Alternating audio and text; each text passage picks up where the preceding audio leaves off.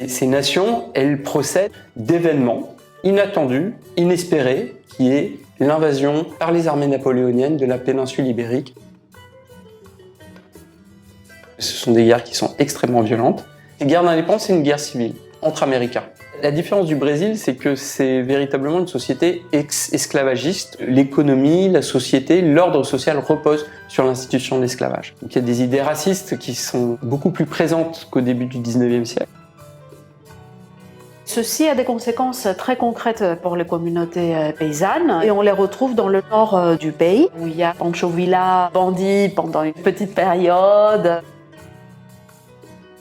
Cette révolution, elle a toutefois des soutiens sociaux importants. Fidel Castro provient justement de ce courant politique du populisme cubain. Il y a donc cette alliance, à l'idéologie parfois fascisante ou en tout cas d'extrême droite, que l'on retrouve de nouveau aujourd'hui, Bolsonaro au Brésil et surtout Javier Milei en Argentine.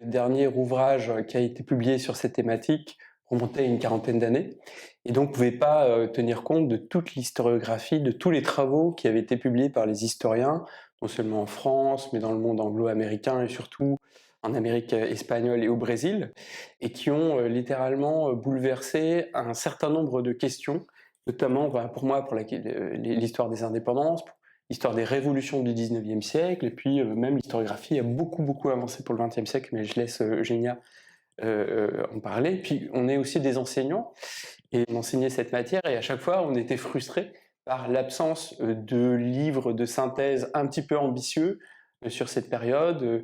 Ce qui est disponible n'est pas de mauvaise qualité, mais était quand même désactualisé.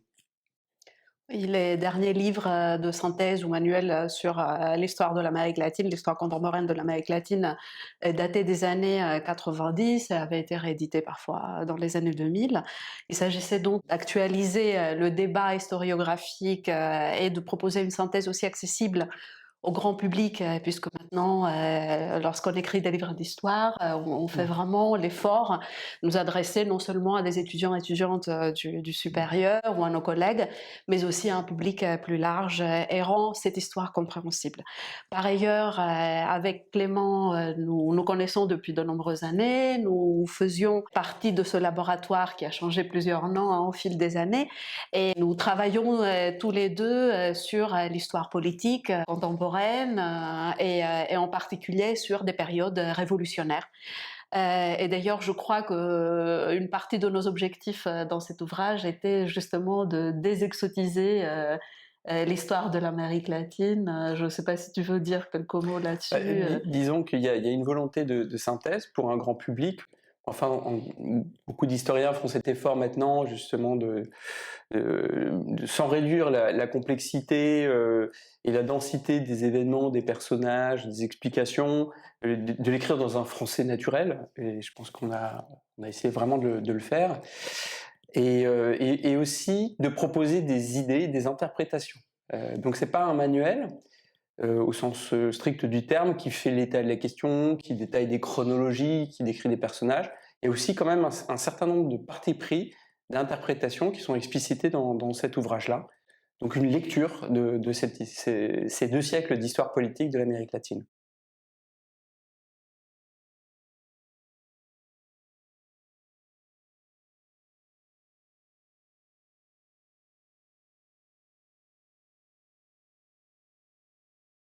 Parmi les livres qui existent en français, il n'y a pas de récit un petit peu actualisé. sur cette histoire qui a été complètement renouvelée, dont la compréhension a été complètement renouvelée depuis une trentaine d'années, avec des interprétations qui battent en brèche les interprétations nationalistes du 19e siècle. Ça, c'est un phénomène bien connu.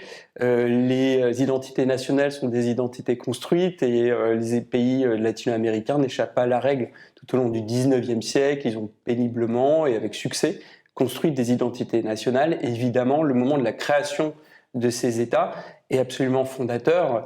Et cette historiographie nationaliste, patriotique, a essayé de chercher dans l'histoire profonde une sorte de nécessité historique. Si les nations latino-américaines deviennent indépendantes entre 1810 et 1820, c'est qu'elles préexistaient à ces indépendances.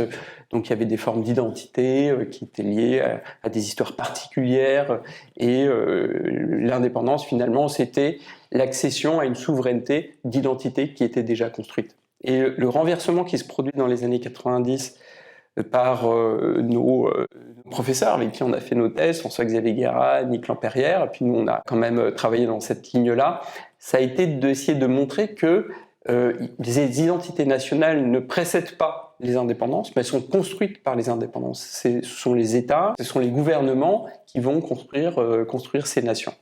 Alors la focale, en fait, elle passe d'une focale qui est nationale, qui était l'explication habituelle jusque dans les années 90, à une focale impériale. Et l'explication, elle va changer et s'intéresser sur la désagrégation d'un empire. Et c'est la désagrégation d'un empire qui va donner lieu à la naissance de ces fragments d'empire que sont les 10 républiques hispano-américaines, entre 1810 et 1820. Donc le Brésil, en fait, aurait pu évidemment se désagréger dans la mesure où véritablement il y a des grandes différences entre le nord du Brésil, qui est beaucoup plus lié au Portugal, et le sud du Brésil, qui est assez connecté avec l'Afrique portugaise, l'Angola, le Mozambique, et qui a une identité un petit peu différente. Et ces nations, elles procèdent d'une certaine façon, d'une sorte d'événement inattendu, inespéré, qui est l'invasion par les armées napoléoniennes de la péninsule ibérique, le Portugal et l'Espagne. Et c'est totalement inattendu, donc ça veut dire qu'un rôle très important de l'événement, personne n'avait imaginé ces révolutions avant qu'elles aient lieu, personne n'a de programme révolutionnaire, et ça, voilà, ça s'invente sobre la marcha, comme on dit en espagnol, en marchant. Alors du côté, il y a deux histoires qui sont un peu différentes, je pense que c'est un des apports du livre. Du côté du Portugal, la famille royale, elle s'embarque dans le port de Lisbonne et elle va installer la cour de l'Empire portugais à Rio.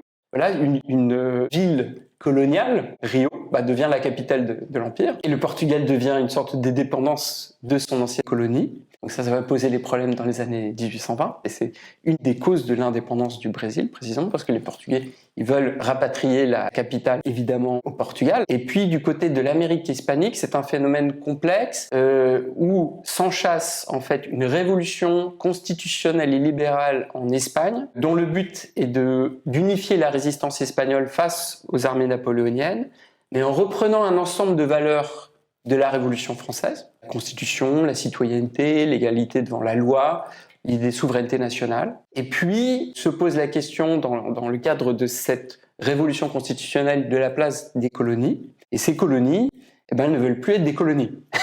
Elles veulent être des parties intégrantes d'une monarchie mondiale et constitutionnelle. Et c'est lorsque, on va dire, il y a un conflit entre les Espagnols d'Espagne et les Espagnols américains. Les Espagnols d'Espagne, les Espagnols européens considèrent que, comme c'est des colonies, ils n'ont pas droit à une égalité de représentation par rapport aux Espagnols, parce que les Espagnols américains contestent évidemment, que se produisent des premiers mouvements autonomistes au départ, et qui vont mener ensuite à l'indépendance. Mais c'est un processus qui est extrêmement complexe parce qu'il y a des différences entre le nord et le sud, il y a plein de positions différentes entre les autonomistes, les indépendantistes, les loyalistes, et parmi les loyalistes, il y a les libéraux et les absolutistes. Donc tout ça fait une histoire qui est compliquée et que moi j'ai essayé d'expliquer dans la partie qui me revenait sur le 19e siècle. Donc ce qu'il faut retenir, une révolution inattendue, dans un cadre impérial, des nations qui n'existent pas sur le plan des identités, mais qui sont vraiment à construire à la suite de ce processus-là. Et puis, quelque chose qui est extrêmement intéressant, c'est que dans des territoires qui sont des colonies, l'adoption extrêmement précoce d'un certain nombre de valeurs politiques modernes, comme la citoyenneté, la question de l'égalité devant la loi, dans des sociétés qui sont profondément hiérarchisées par des hiérarchies coloniales.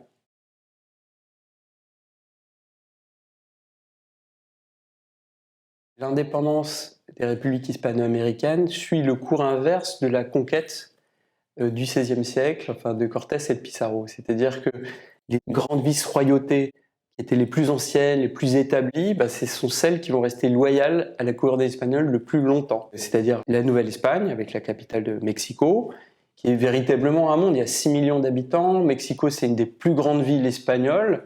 Et c'est la plus grande ville des Amériques, de très très loin. C'est beaucoup plus gros que les villes nord-américaines, des États-Unis de l'époque. Il y a plus de 100 000 habitants. Alors Philadelphie a 30 000 habitants. Donc voilà, c'est pas seulement une colonie, c'est une société voilà, qui a une profondeur historique très grande, qui est très mûre. Et puis Lima, le Pérou aussi, qui va demeurer loyal à la couronne espagnole pendant très longtemps. Et finalement, c'est un petit peu les marges de cet empire qui vont devenir indépendants le plus rapidement. Donc on peut dire que les trois phases, la première phase, en fait, c'est une guerre civile entre deux partis qui sont des partis libéraux et constitutionnels. C'est pas une guerre coloniale, on va dire, typique. C'est d'un côté, vous avez ceux qui sont autonomistes et puis qui vont évoluer vers l'indépendance. Et puis de l'autre, vous avez des loyalistes, mais qui sont pas des absolutistes. Ils veulent pas l'ancien régime, ils défendent en fait un régime libéral et constitutionnel, eux aussi. Et c'est pour ça que c'est si compliqué pour les acteurs. Et c'est pour ça que partout, la guerre d'indépendance prend la forme d'une guerre civile où il y a très peu d'Espagnols. L'Espagne, elle est occupée à sa guerre contre les Français. Il n'y a qu'une seule expédition de reconquête en 1815, de 10 000 hommes, et c'est très peu. Donc en fait, la guerre d'indépendance, c'est une guerre civile entre Américains. Et cette guerre civile entre Américains, elle va suivre trois phases. Une phase où il y a une guerre civile entre deux partis qui représentent des idées libérales et qui va durer jusqu'en 1814-1815.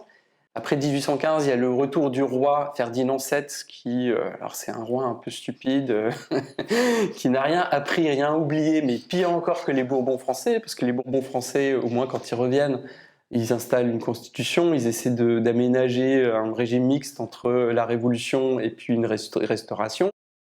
Donc il est, voilà, par rapport à Charles X, Ferdinand VII, c'est encore le cran d'au-dessus. Lui, il élimine toutes les réformes libérales qui ont eu lieu pendant la guerre contre les Français. La Constitution, donc il rétablit un absolutisme fort et beaucoup de répression. Il réprime à tout va. Mais ça va pas produire, on va dire, un basculement en Amérique pour l'indépendance, curieusement. Ce qui va se produire, c'est que un espace comme le Rio de la Plata, capitale Buenos Aires, va déclarer l'indépendance en 1816. En fait, ce qui marque beaucoup dans ce processus, c'est la relative timidité pour la déclaration d'indépendance. Parce que pendant très longtemps, vous avez beaucoup d'acteurs qui vont essayer d'aménager des solutions à l'intérieur de la monarchie espagnole, ou en essayant de faire venir un enfant d'Espagne, c'est-à-dire un membre de la famille royale. C'est le cas du Rio de la Plata. Les élites républicaines, en fait, ont peur des réactions populaires. Ils pensent que le peuple n'est pas mûr pour un régime qui serait un régime républicain, parce qu'ils considèrent que la population est trop croyante, et donc un régime qui serait pas adossé à l'alliance du trône et de l'autel serait pas suffisamment fort. Progressivement, dans la guerre civile, il y a une politisation de plus en plus profonde, pas uniquement des élites urbaines, mais aussi qui va se diffuser dans l'ensemble de la société, et qui va faire que, avec le clivage, les oppositions, les confrontations, la violence aussi, parce que ce sont des guerres qui sont extrêmement violentes, et un certain nombre de territoires et de populations vont prendre position, et notamment toutes les populations, on va dire, qui appartiennent aux minorités de couleur, qui vont à la fois, on va dire, c'est un processus un peu ambivalent, être recrutées de force dans les armées patriotiques, mais en même temps, une fois qu'elles sont dans les armées, qu'elles remportent des batailles, elles prennent beaucoup d'importance et elles vont aboutir à, on va dire, une des particularités de ces révolutions d'indépendance dans le cadre d'un monde atlantique qui reste encore un monde esclavagiste et un monde très profondément racialisé, voilà, hiérarchisé suivant des hiérarchies de race et de couleur, où les patriotes républicains, mais en grande partie aussi les monarchistes libéraux, vont dire finalement tous les libres peuvent être citoyens. Avec une exception pour les monarchistes libéraux qui disent tous les libres peuvent être citoyens à condition qu'ils soient nés dans un territoire de la monarchie espagnole, ce qui élimine tous les descendants d'Afrique qui sont les libres de couleur, comme on les appelle à l'époque, sont exclus de cette citoyenneté. Et ça va être un argument. L'espace que moi je connais le mieux, qui est celui du Venezuela et de la Nouvelle-Grenade, qui est peuplé en grande partie justement de populations d'origine africaine, ça va être un argument justement pour qu'ils s'engage dans les armées de Simón Bolívar, qui est le grand libertador du nord de l'Amérique du Sud, et qui lutte aussi en faveur de ce régime d'égalité et d'effacement de la race, comme on le dit à l'époque, qui, sur le papier, établit l'égalité devant la loi. Donc il y a deux grandes armées libératrices qui sont constituées en grande partie de populations colonisées. Au nord de l'Amérique latine, vous avez les armées de Bolivar, vous avez beaucoup de libres de couleur qui sont engagés, des Amérindiens aussi. Et puis au sud, ce sont les armées du libérateur San Martín, qui avait combattu avec les Espagnols dans les armées espagnoles contre les Français pendant un certain nombre d'années, qui revient à Buenos Aires et qui s'engage pour la cause autonomiste puis indépendantiste, qui va lever une armée où vous avez quasiment un tiers d'esclaves à qui on promet la liberté, et qui va obtenir l'indépendance du Chili avec aussi une partie évidemment de soldats chiliens, et qui ensuite va remonter vers le Pérou pour essayer d'obtenir, de forcer le dernier bastion royaliste qui est le Pérou. Il va échouer, et donc c'est les armées de Bolivar qui vont finalement obtenir l'indépendance définitive par les armes le 7 décembre 1824, donc on va bientôt célébrer le bicentenaire de cette date-là. Voilà, pour résumer, on peut dire tout commence avec des discussions constitutionnelles avec des avocats et des curés, et puis ça finit avec des soldats qui conquièrent par les armes cette indépendance.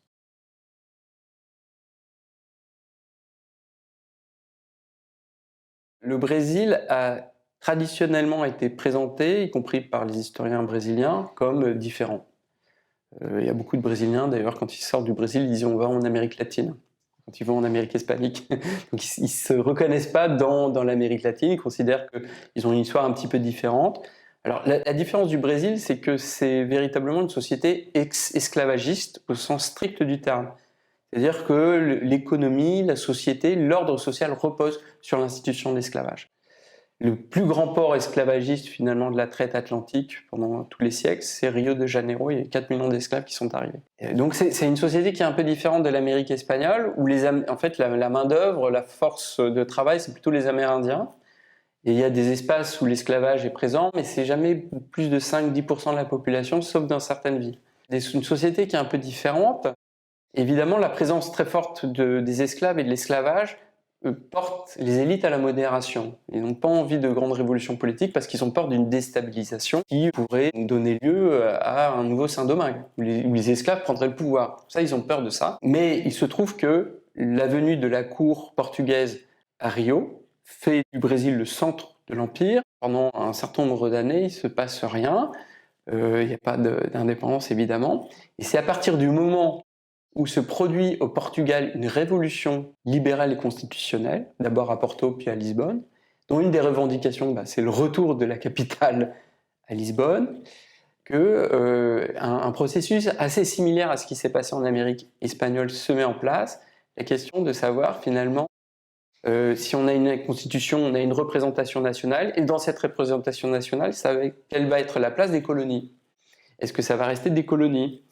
Évidemment, le Brésil n'est plus vraiment une colonie puisqu'elle est au centre du jeu, mais il y a, on va dire, un certain nombre de conflits qui naissent pour essayer de régler le problème des relations de pouvoir entre le Portugal et le Brésil. Et les Portugais, dans un réflexe un peu colonialiste, considèrent qu'ils doivent continuer à commander.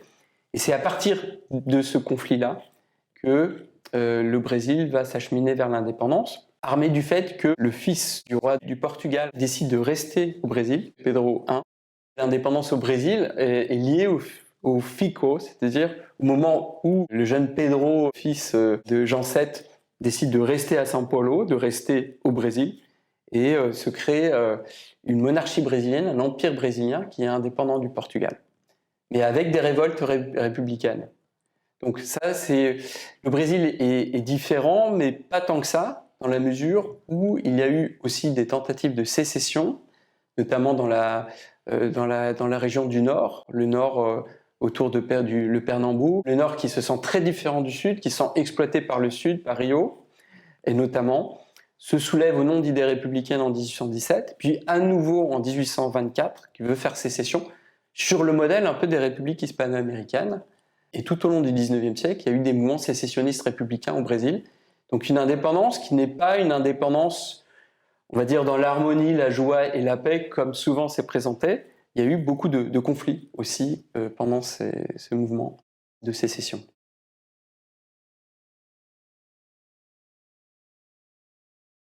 Ça, c'est une question qui est absolument fondamentale jusqu'à aujourd'hui, évidemment, c'est-à-dire, et ça c'est une question qui s'est posée aussi bien au Brésil qu'en Amérique espagnole, dans les républiques, comment transformer une société coloniale en une société libérale, républicaine pour les hispaniques. Le monde hispano-américain, c'est une société qui est corporative, qui est organisée au cours de groupes, qui sont hiérarchisés entre eux, qui ont des droits et des devoirs différenciés.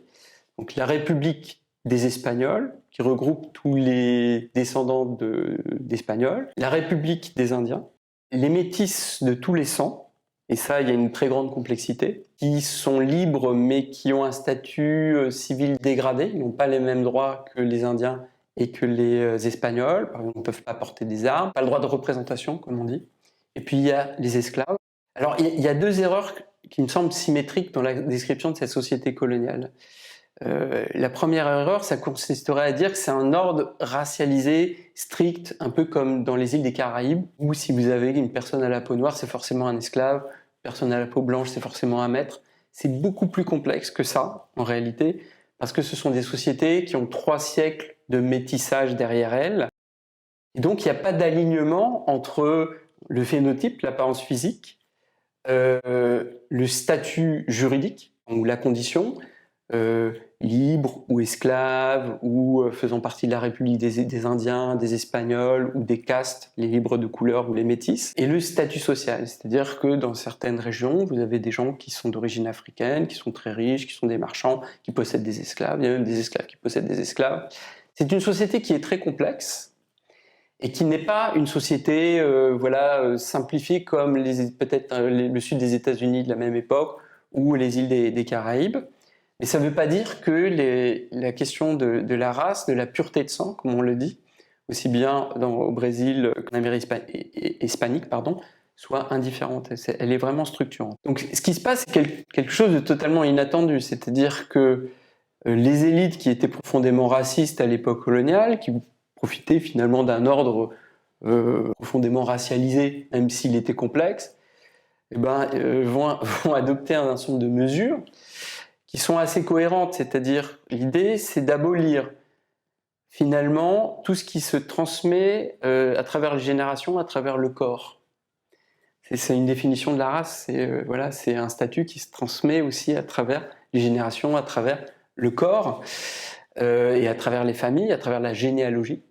L'ordre colonial et l'ordre d'Ancien Régime, c'est un ordre généalogique, donc il y a la noblesse, il y a la monarchie qui sont abolies, la noblesse aussi, ça se transmet à travers la généalogie. La question des statuts d'Amérindiens, de libres de couleur, c'est aboli aussi. Donc il n'y a plus d'Indiens, normalement. Ce qui ne disparaît pas, c'est l'esclavage. Il y a toujours de l'esclavage, sachant qu'il y a beaucoup d'esclaves qui ne sont pas complètement noirs aussi dans cette région, contrairement à d'autres espaces. C'est un peu unique à cette époque-là, au début du 19e siècle.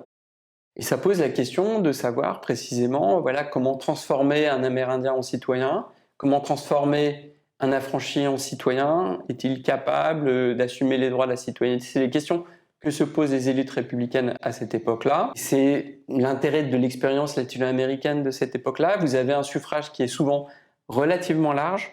La plupart des gens peuvent voter, quelle que soit leur origine, sauf évidemment les esclaves, jusqu'à l'abolition de l'esclavage. Mais c'est un suffrage par degré, c'est-à-dire que les paroissiens votent pour des électeurs qui vont voter pour les députés, ce qui fait que c'est toujours les mêmes élites qui sont élues. Donc, puis, on va essayer de marginaliser les populations de couleur, les populations amérindiennes, non pas par le sens, c'est-à-dire par un critère, voilà, le fait de payer un impôt, d'avoir un certain revenu, mais plutôt par ce qu'on appelle les capacités de savoir lire et écrire.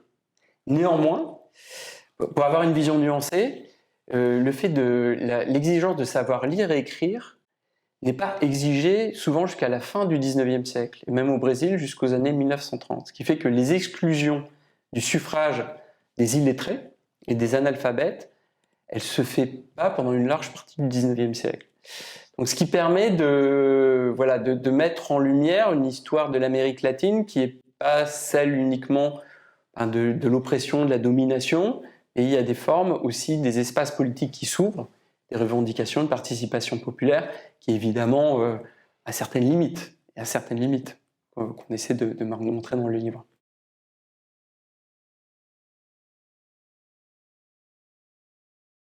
On peut dire que cette conjoncture qui commence en 1870 et qui termine avec la Révolution mexicaine, elle est une sorte de réaction à un mouvement assez démocratique, un moment très démocratique qui va se développer de 1850, en lien un peu avec les révolutions européennes de 1848 et 1870-1880. Il y a des gouvernements très fédéralistes, des réformes qui sont souvent extrêmement avancées pour l'époque, séparation de l'Église et de l'État, adoption des lois de divorce, réduction de l'emprise de l'Église en tant qu'institution sur la société, laïcisation de l'éducation, voilà, suffrage quasi universel masculin, ce qui est presque unique avec la France de 48, pour la Colombie, par exemple. Donc il y a des réformes très libérales, mais ça crée, on va dire, un peu de désordre. Et à partir de 1870, il y a une sorte de retour de bâton conservateur dans beaucoup de nations, notamment le Mexique. Des gouvernements qui sont autoritaires et qui profitent beaucoup de la manne que constitue l'intégration de ces pays latino-américains dans l'économie mondiale. C'est le moment où ces pays se spécialisent dans la production, par exemple, d'une denrée agricole. Ça peut être le sucre, alors Cuba devient indépendant à ce moment-là. Ça peut être le cuivre ou le salpêtre ou le guano pour le Pérou, pour le Chili. Et ça rapporte énormément d'argent à l'État, parce qu'il y a, en fait, la fiscalité est reposée sur les Amérindiens jusque-là. Là, elle repose beaucoup plus sur les exportations, on taxe les importations et les exportations. Beaucoup d'argent à l'État, et là, ils peuvent vraiment commencer à construire une armée nationale, des institutions nationales fortes, et c'est des gouvernements qui sont beaucoup plus forts qu'au début du 19e siècle qui se mettent en place et qui s'emparent des idées positivistes. Alors les idées positivistes, elles sont liées au nom d'Auguste Comte, mais elles sont liées aussi aux idées de Herbert Spencer qui invente le darwinisme social. C'est une idée qu'il faut une élite formée qui, au nom d'idées scientifiques, va conduire l'ensemble du pays vers le progrès. C'est la devise ordre et progrès des républicains brésiliens. La République s'installe en 1889 au Brésil, au nom de ces valeurs-là. Donc l'idée qu'il y a une élite un peu scientifique qui va conduire ces nations vers le progrès et la prospérité, en essayant de faire venir le plus possible des migrants d'origine européenne, parce que, et ça c'est lié à l'idée de darwinisme social, donc il y a des idées racistes qui sont peut-être beaucoup plus présentes qu'au début du 19e siècle, encore, l'idée que finalement le fardeau dans cette route vers le progrès, c'est l'excessive présence notamment des populations amérindiennes ou des populations noires. C'est un moment assez conservateur. Et quand on l'étudie dans le détail, après, on se rend compte que, au-delà de ces discours qui peuvent être très impressionnants de racisme, il y a quand même des accommodements avec la société réelle, notamment le régime de Porfirio Díaz au Mexique, où il y a tout ce projet scientifique, etc. Mais on voit qu'il y a des accommodements avec les sociétés locales, des formes de négociation, et que la force de ces gouvernements, c'est à la fois d'avoir un aspect modernisateur, très fort, et qui s'appuie sur cette manne fiscale, mais aussi une politique un peu de négociation avec les communautés locales et régionales.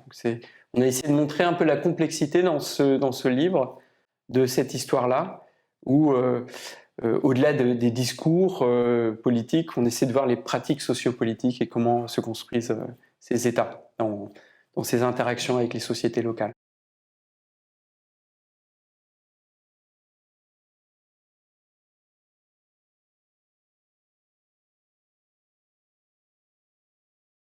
La révolution mexicaine, elle a lieu dans l'un des pays les plus importants et les plus riches de l'Amérique latine, un pays qui avait en fait connu une stabilité politique assez impressionnante avec Porfirio Díaz, qui était le président du pays pendant presque 35 ans. Porfirio Díaz qui, comme vous l'avez dit, était très populaire parce que c'était un ancien militaire qui avait combattu contre les Français, un libéral à l'origine, mais quand il préside le pays, ses présidences successives correspondent à la République oligarchique. C'est un régime qui a un projet modernisateur sur le plan économique, avec des exportations, de l'économie d'exportation, la construction d'infrastructures très importantes. Porfirio Díaz est connu entre autres pour la construction du chemin de fer, qui est le principal moyen de transport de grande distance et sûr aussi de l'époque, l'équivalent des avions aujourd'hui. Donc Porfirio Díaz, il développe les échanges commerciaux avec l'étranger, l'exportation du pétrole et d'autres minerais, souvent par des entreprises qui sont à capitaux étrangers, notamment états-uniens. Il a beaucoup de relations commerciales avec les États-Unis, mais aussi avec l'Europe, entre autres la France. Les choses commencent à se gâter un peu vers la fin du 19e, tout d'abord parce que une loi en 1890 est promulguée qui privatise les terrains communs. On a très souvent cette représentation des communautés qui cultivent collectivement leurs terrains. Ceci n'est pas tout à fait exact, ce sont plutôt les ressources, certaines ressources qui sont communes, par exemple les bois, les pâturages, les sources d'eau, et qui sont partagées par tout le monde et gratuites. Et ces ressources-là, elles sont privatisées à la fin du 19e siècle, entre autres parce que le projet de Porfirio Díaz, c'est de développer une agriculture d'exportation. Et donc, il a besoin, en fait, de grandes propriétés foncières qui servent à produire, non pas pour alimenter les communautés locales, mais pour produire en grande quantité et pouvoir exporter. Et ceci a des conséquences très concrètes pour les communautés paysannes qui représentent 70% de la population du pays et qui se retrouvent très souvent soit sans terre, soit en devant travailler pour des grands propriétaires fonciers qui ont privatisé ces ressources communes, de petits propriétaires jusqu'à la fin du 19e siècle qui se trouvent dans une situation de dépendance économique et sociale dramatique, avec des formes d'exploitation de la main-d'œuvre paysanne, d'exploitation brutale. Et donc, en cette fin du 19e, on est à 16 ans du début de la Révolution mexicaine. C'est l'une, en tout cas, des conditions de possibilité de cette révolution. La deuxième source de mécontentement social vient du monde ouvrier, qui n'est pas majoritaire, qui représente à peu près 15% de la main-d'œuvre ou de la force de travail, mais qui est une classe ouvrière à la fois beaucoup plus alphabétisée que les paysans et qui est très liée, qui a des conditions de travail meilleures et qui est pour le coup plus urbaine et très liée aux classes moyennes et à certaines élites libérales. Et donc cette classe ouvrière se retrouve dans les années 1900 à cause de la chute du prix des matières premières et d'autres raisons aussi, au chômage. Cette perte d'emploi qui a une durée relativement courte est particulièrement traumatisante pour ces secteurs ouvriers. À l'époque, quand on se retrouve sans emploi, on est aussi sans sécurité sociale, sans assurance de chômage,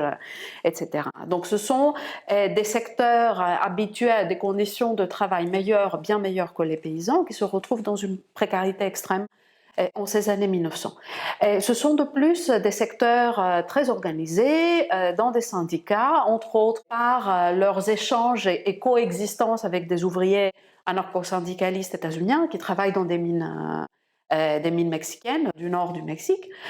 Donc ces secteurs ouvriers, ils se mobilisent et ils sont très fortement réprimés. Et cette répression-là, parce qu'elle est urbaine, parce qu'elle est visible aussi pour les classes moyennes et les élites mexicaines, elle a un vrai impact dans l'opinion publique. Donc ce Diaz, qui était vu comme pacificateur, modernisateur, etc., commence à être perçu de plus en plus comme un tyran. Et le fait que Diaz était un homme très âgé, qu'il était entouré en fait de clans qui se disputaient le pouvoir. Et donc il est perçu de plus en plus non seulement comme un tyran, mais en plus comme un tyran affaibli. En 1908, 2 ans avant la Révolution, il donne une interview à un journaliste états-unien. Il voit cette interview comme une sorte d'héritage ou de testament politique. Mais en fait, son pouvoir politique va être très fortement contesté, puisqu'il invite d'autres candidats à se présenter aux prochaines élections présidentielles de 1910. Et lorsque ces candidats, et notamment un libéral du nom de Francisco Madero, se présentent, juste avant les élections, il se retrouve en prison. Et quand Madero appelle à la révolution contre Diaz, il y a dans différentes parties du Mexique des mouvements armés contre Diaz. Ces mouvements armés sont en partie ouvriers, majoritairement paysans, et on les retrouve dans le nord du pays, où il y a Pancho Villa, petit propriétaire, bandit pendant une petite période, et qui a la maîtrise et l'habitude des armes.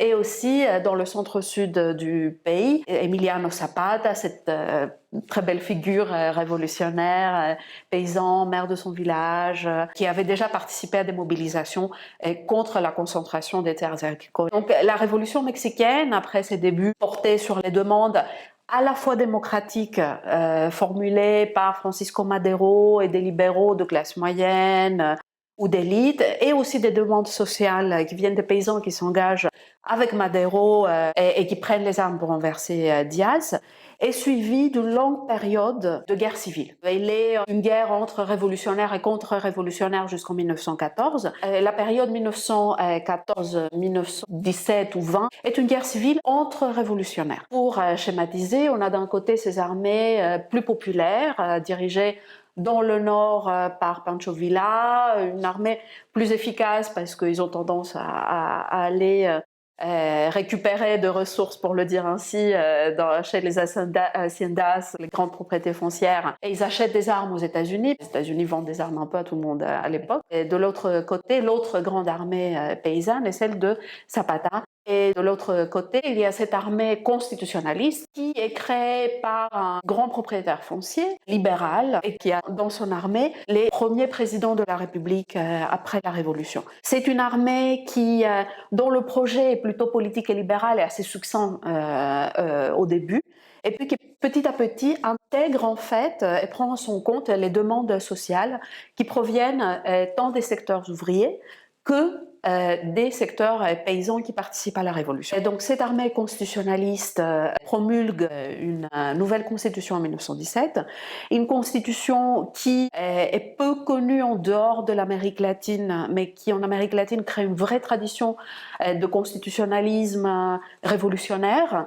Elle est à la fois libérale, libérale en théorie, ce ne sera jamais vraiment respecté, interdit au président d'être réélu, et c'est une aussi constitution qui promulgue des réformes sociales extrêmement radicales pour l'époque, une législation sociale pour les ouvriers, pour les paysans, et une constitution nationaliste porteuse d'un nationalisme économique qui aussi fera des émules en Amérique latine. Cette constitution permet la nationalisation des ressources naturelles, ce qui donne à l'État les moyens d'une politique sociale qui sera mise en place par la suite. C'est aussi la terre qui est nationalisée et donc répartie par l'État aux paysans. Et l'institutionnalisation de la Révolution à partir de 1917, donc ce processus complexe qui consiste à la fois à démilitariser tous les secteurs de la société mexicaine qui sont militarisés, qui avaient pris les armes, et aussi à passer ce nouveau contrat social entre les secteurs, disons, subalternes qui avaient participé à la Révolution et l'État mexicain qui désormais se charge de répartir les richesses nationales, pas de façon tout à fait égalitaire, mais en tout cas beaucoup plus, considérablement plus que sous la République oligarchique de Diaz.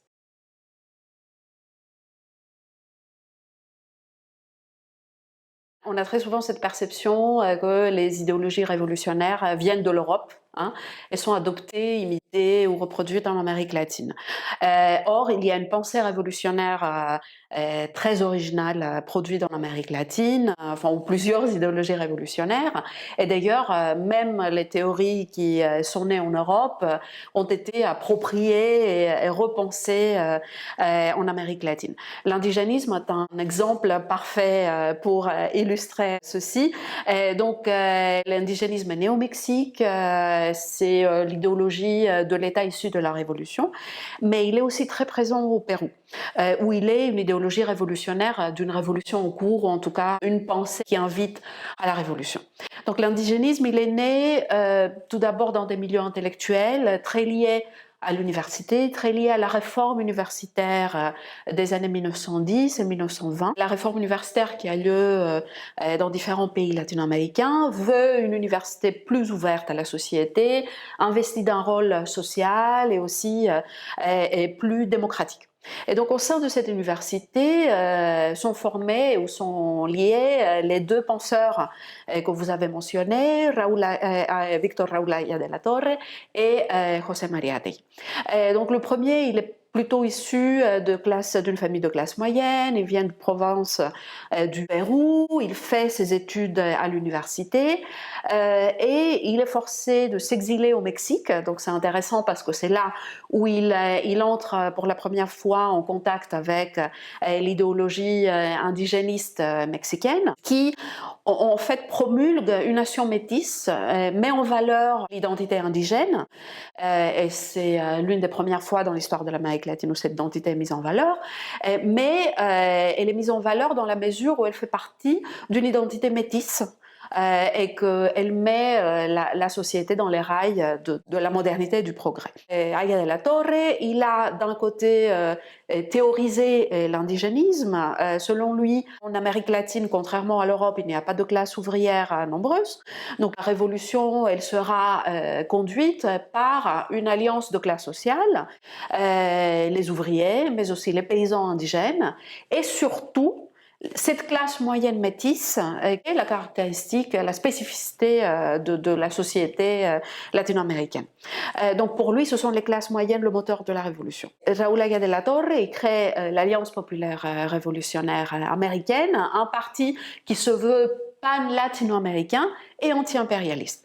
De l'autre côté, José Carlos Mariátegui est aussi, il fréquente Raúl Aya de la Torre, ils militent ensemble pendant une certaine période, et Mariátegui il milite compris dans l'APRA, et il se rapproche de plus en plus, lui il est d'extraction plus populaire, il part en Europe en voyage, et il fait un séjour en Italie où il entre en contact avec la pensée entre autres de Gramsci, et il revient en Amérique latine, il devient marxiste, mais son ambition, c'est de lire le marxisme à l'aune de spécificités sociales, économiques et culturelles latino-américaines.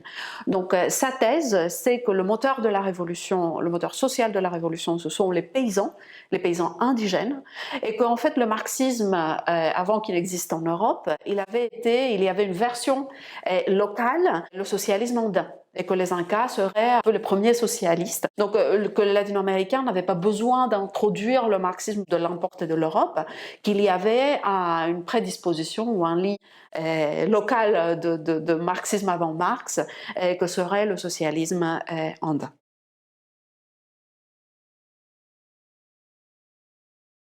Et Cuba a une histoire particulière en Amérique latine, c'est l'indépendance la plus tardive en fait de la région, à la suite d'une guerre dans laquelle participent aussi les États-Unis du côté des patriotes cubains face à l'Espagne. Donc Cuba continue de faire partie jusqu'à la fin du XIXe siècle. Ce soutien que les États-Unis donnent aux patriotes cubains ne vient pas sans un coup politique, puisque en 1901, dans la constitution cubaine est incluse une clause, un amendement qui prévoit qu'en fait les États-Unis ont le droit d'intervenir à Cuba s'ils considèrent que la sécurité interne interne ou externe, est menacée. Donc cela leur donne en réalité un droit d'intervention et d'ingérence constante dans la vie politique cubaine. Et c'est ce qui explique pourquoi l'une des idéologies révolutionnaires les plus puissantes à Cuba est le patriotisme ou le nationalisme. Le mot nationalisme n'a pas de connotation d'idéologie de droite. Si vous voyagez à Cuba, vous allez voir des statues de José Martí, le grand héros des guerres d'indépendance du 19e siècle, beaucoup moins que Ernesto Guevara, qui est beaucoup plus connu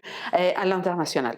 Le patriotisme est un fil rouge dans l'histoire révolutionnaire de Cuba. Cette proximité chronologique de la révolution d'indépendance fait qu'en fait le projet révolutionnaire soit beaucoup plus présent dans le cas de Cuba que dans le cas d'autres pays latino-américains, y compris en 1959 quand la révolution cubaine arrive au pouvoir. Des personnes qui avaient vécu et qui avaient participé aux guerres d'indépendance sont encore en vie. Tout le premier XXe siècle, les premières 60 années de vie républicaine sont marquées par différents moments d'éclosion révolutionnaire. Un mouvement révolutionnaire, par exemple, est celui de 1933 et qui instaure, pour une période très courte, un gouvernement au pouvoir révolutionnaire. C'est là où, en fait, l'un des acteurs qui seront des acteurs centraux de la révolution va apparaître sur le devant de la scène. Et il s'agit des étudiants, et en partie des étudiants qui ont une idéologie communiste, mais surtout populiste de gauche, donc qui croient que la voie vers le changement réel, politique et socio-économique à Cuba est la lutte armée, et que les élections, de toute façon, elles seront toujours un piège, et qu'il faut donc avoir recours aux armes pour instaurer un régime véritablement démocratique sur le plan politique autant que socio-économique. Et aussi qui croient en la nécessité d'un leader. Et donc Fidel Castro provient justement de ce courant politique du populisme cubain. Le troisième élément qui explique la révolution cubaine et l'instauration relativement fréquente de régimes antidémocratiques. C'est le cas en 1952, lorsqu'un militaire qui participait pourtant à la révolution de 1933 fait un coup d'État pour empêcher la tenue des élections. Et c'est contre ce dictateur, Fulgencio Batista, que les révolutionnaires cubains, dirigés entre autres par Fidel Castro, font la révolution et arrivent au pouvoir en 1959. Castro's apparent success ignites a wave of student riots and police reprisals. It is a week before Batista will be able to restore a semblance of order. Cette révolution, elle a toutefois des soutiens sociaux importants.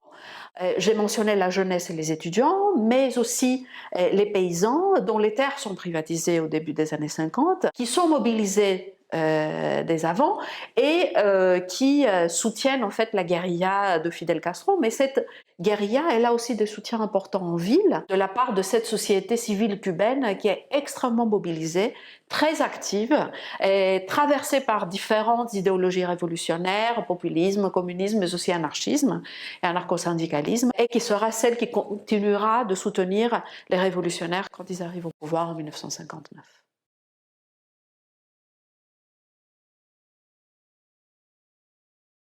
L'unité populaire de Salvador Allende, l'unité populaire était le nom de cette coalition de partis qui se revendiquaient marxistes et qui avaient soutenu le candidat Allende aux élections, arrive au pouvoir le 4 septembre 70. En fait, gagne les élections et accède au pouvoir 2 mois plus tard, en novembre 70.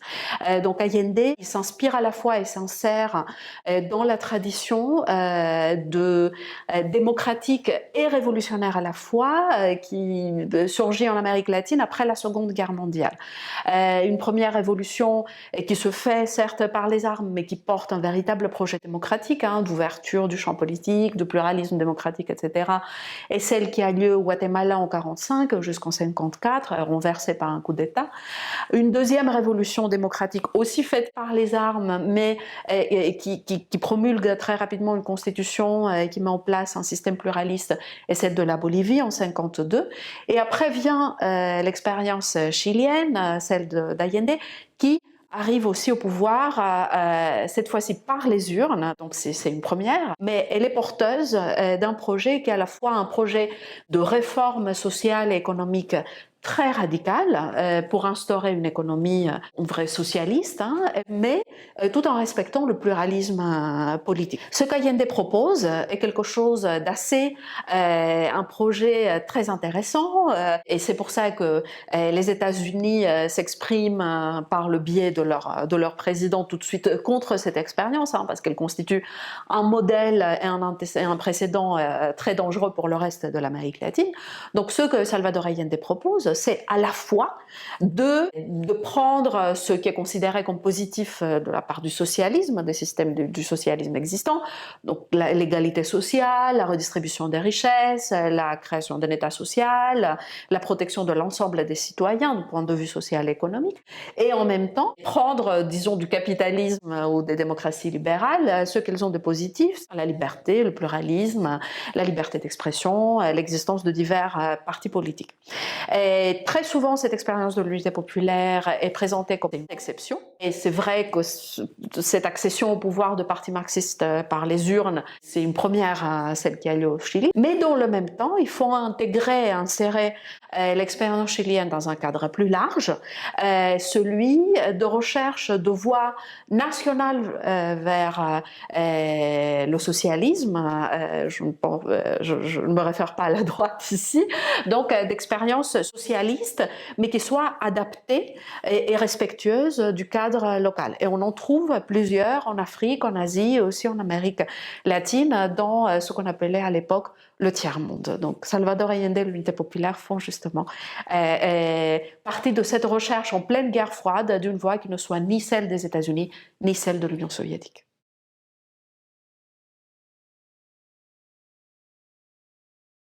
Si on suit l'émergence de ces droites contre-révolutionnaires, elles sont au début du siècle surtout catholiques et hispanistes, donc considèrent justement que l'Amérique latine devrait faire partie de cette grande famille hispanique qui se trouve des deux côtés de l'Atlantique, donc elle revendique face à l'indigénisme dont nous avons déjà parlé cette identité plutôt européenne, hein, et blanche, deviennent très rapidement aussi nationalistes, et en fait on a très souvent la perception, en tout cas l'historiographie de gauche a souvent décrit ces droites comme des mouvements élitistes et oligarchiques.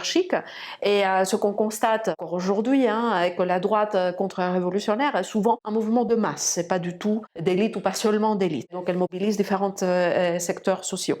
Et l'autre élément intéressant de tout le XXe siècle contre-révolutionnaire latino-américain est son insertion dans des circulations transnationales. Ces droites peuvent être nationalistes, mais ne sont pas nationales. Elles participent de mouvements d'idées et de courants idéologiques transnationaux, dont le fascisme, qui est en fait adapté à la donne latino-américaine. Sur l'après-Seconde Guerre mondiale, pendant cette période-là, l'idéologie qui structure et qui se modifie au fil du temps ces droites contre-révolutionnaires est l'anticommunisme. Juste après la Seconde Guerre mondiale, l'anticommunisme est surtout conçu comme une opposition au Parti communiste, une guerre contre les partis communistes, mais cette définition s'élargit énormément à partir de la Révolution cubaine, pour inclure l'ensemble des mouvements contestataires, qui soient patriotiques, contre-culturels, de jeunesse, etc. Et en fait, cette droite contre-révolutionnaire des années 60-70, elle est une droite massive, elle a des organisations sociales, elle compte aussi sur une jeunesse qui, après les coups d'État militaires qui vont instaurer des régimes militaires dans les années 60 et 70, surtout en Amérique du Sud, ce qu'on appelle le cône sud, c'est-à-dire le Brésil, l'Uruguay, l'Argentine et le Chili, vont servir d'élites intellectuelles qui vont créer l'idéologie ou le projet politique et socio-économique de ces nouveaux États militaires. Dentro del Estado Nacional hay unos 6.500 prisioneros.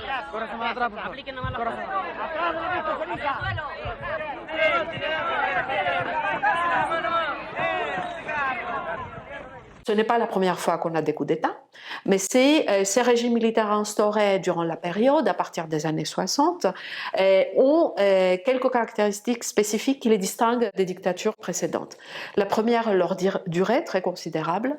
La deuxième, c'est qu'il s'agit d'États répressifs qui utilisent la répression politique, les tortures, les disparitions, les assassinats, l'exil massif et comme des outils politiques, des instruments d'exercice du pouvoir politique à part entière. Et le troisième élément qui est très intéressant et qui donne à comprendre aussi l'actualité politique latino-américaine est que ce sont des régimes militaires qui ont un projet aussi de transformation, de réforme de la société. Donc ce ne sont pas des réactions contre ou pas que des réactions contre, ce sont des régimes qui portent un projet. Et ce projet en fait est très intéressant parce qu'il allie pour la première fois le libéralisme, notamment le libéralisme économique qui jusqu'alors était plutôt une idéologie progressiste, avec l'ultraconservatisme. Donc c'est dans ces régimes militaires, par exemple au Chili, que l'économie du marché est un ordre naturel voulu par Dieu et qu'il faut le préserver à tout prix. Et donc il faut donner à l'économie de marché la priorité et l'État n'intervient que quand les acteurs privés ne veulent pas intervenir dans l'économie et dans la société. Il y a donc cette alliance de ce qu'on appelle communément les néolibéraux avec les ultraconservateurs, à l'idéologie parfois fascisante ou en tout cas d'extrême droite, que l'on retrouve de nouveau aujourd'hui, Bolsonaro au Brésil et surtout Javier Milei en Argentine depuis une date très récente et qui n'est pas du tout un démocrate, contrairement à ce qu'on dit souvent, et bien qu'il soit arrivé au pouvoir par des élections.